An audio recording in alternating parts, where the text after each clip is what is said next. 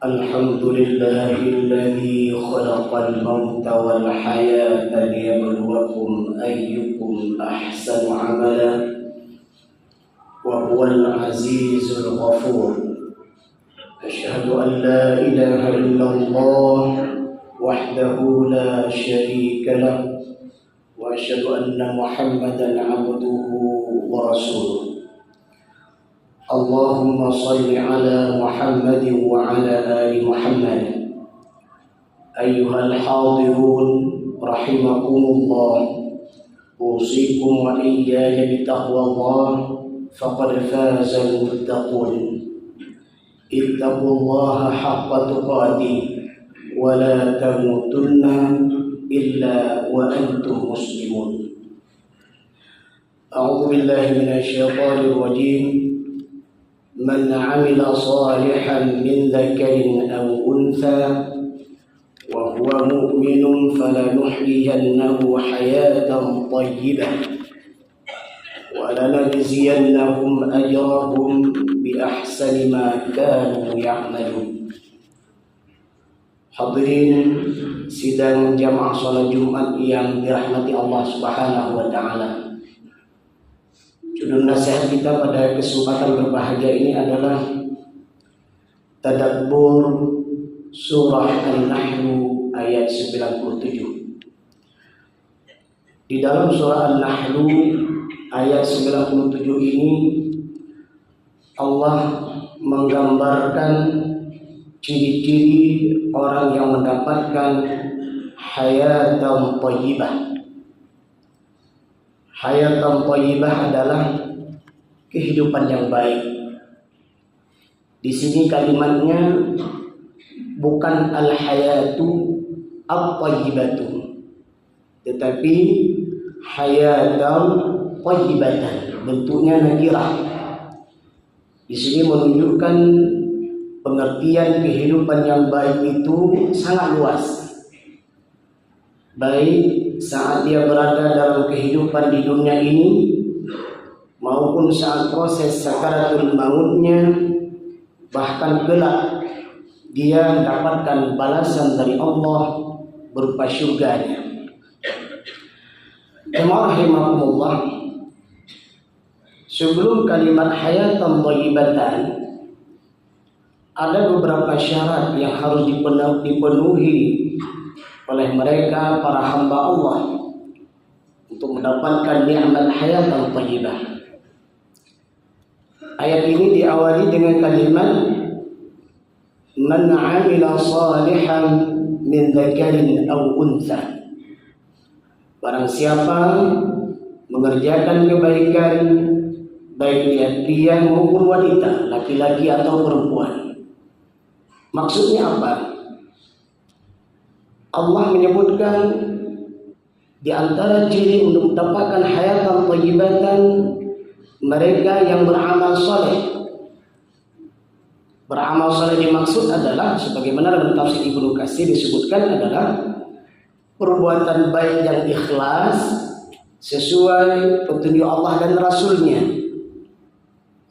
Baik itu ibadah mahdhah ataupun ibadah ghairu mahdhah, dalam hubungannya kepada Allah dan hubungannya sesama manusia.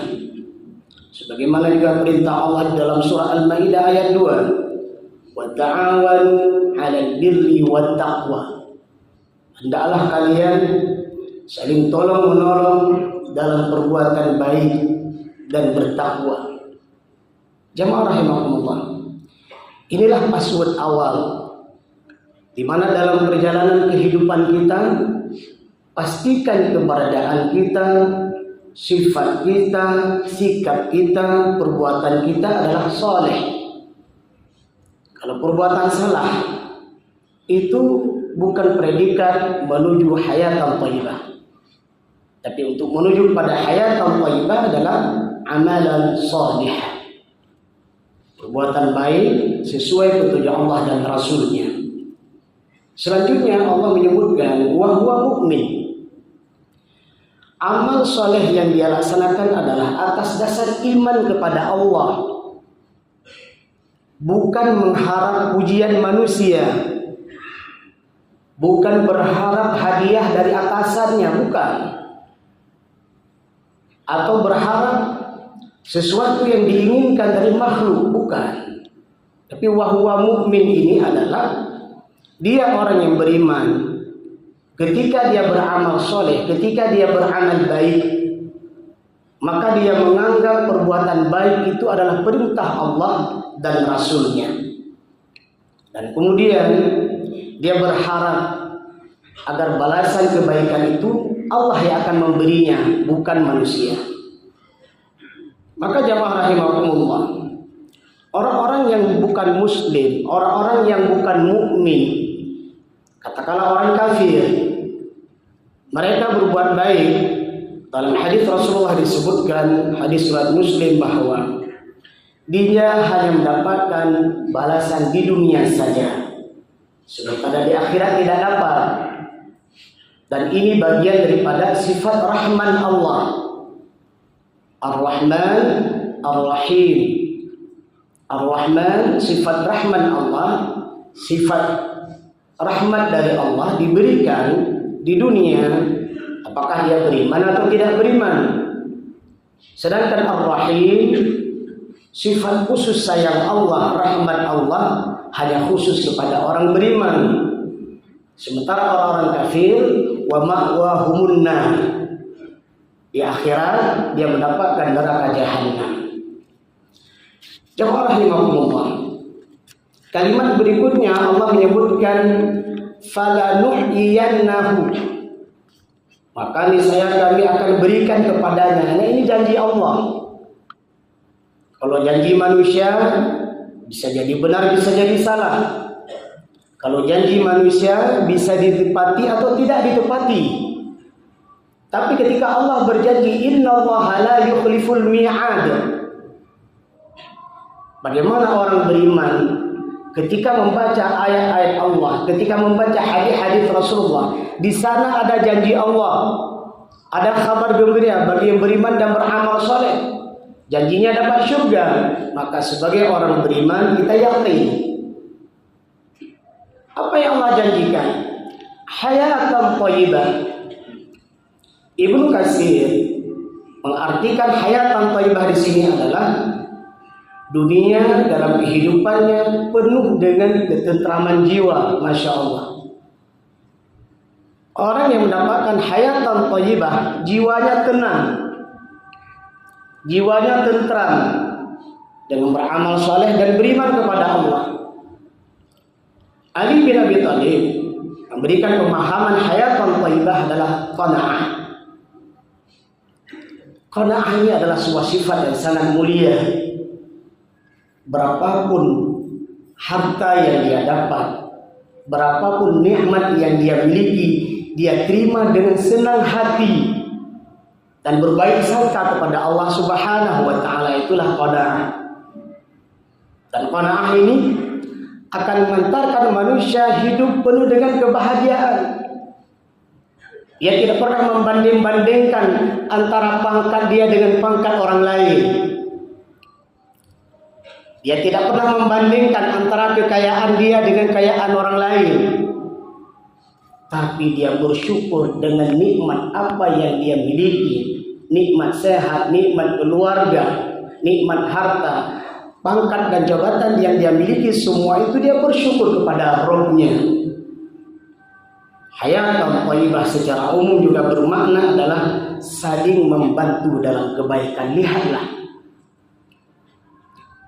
orang-orang yang mendapatkan hayatan thayyibah ini mudah membantu fakir miskin, mudah membantu anak yatim, ringan tangannya untuk membantu saudara-saudaranya yang butuh bantuan.